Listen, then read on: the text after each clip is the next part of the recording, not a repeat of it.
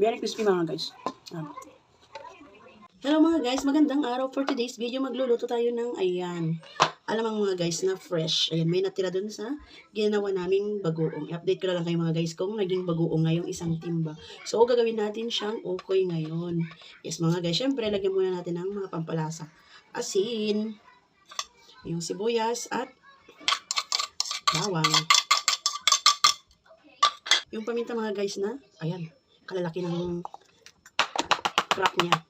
Siyempre yung ating dalawang eggy mga guys. Dalawa lang yung ating ilalagay. Ayan. Ay, hindi fresh. Wala naman amoy. Ayos lang yan mga guys. Siyempre yung ating harina. Hindi ko lang alam kung ilang cup to mga guys. Basta tansya-tansya na lang. Siyempre kailangan natin to ngayon. Ayan. Konti lang. Ayan. Siyempre, mekos-mekos na natin. Ayan.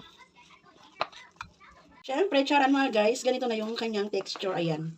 So, kailangan na natin siyang iprito. Yung kanyang mantika mga guys. Kailangan mainit na maging ngayon.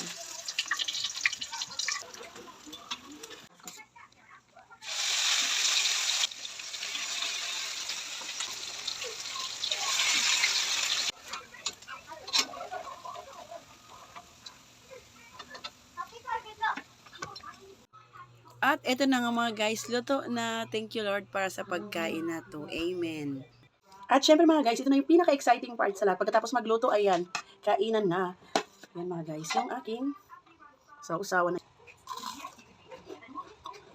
Very crispy mga guys. Marami rin.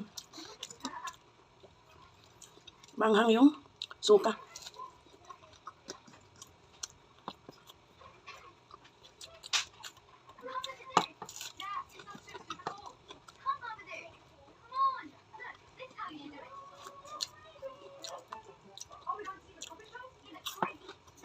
Sarap. Ang sarap pala talaga nito mga guys, yung fresh na alamang talaga na okay ito torta. Para mas bet ko nga ito kaysa yung ipon dati na tinorta ko. Sarap.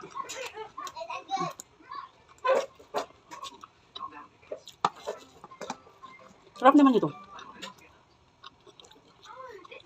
Ayun, lagyan natin ng sili.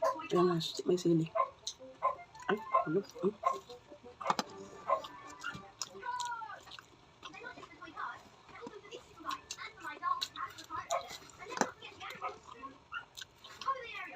May nagtitinda rito mga guys. Isang ganito.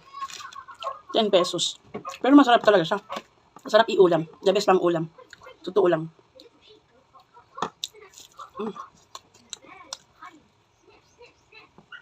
Sarap. Nakarami na ako mga guys.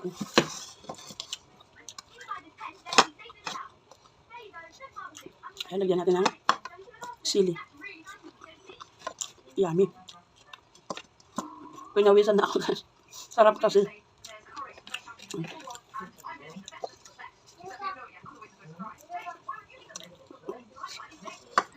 Naubos na yung aking kanin. Simot. So yun lang mga guys. Bye. Thank you for watching and God bless us all.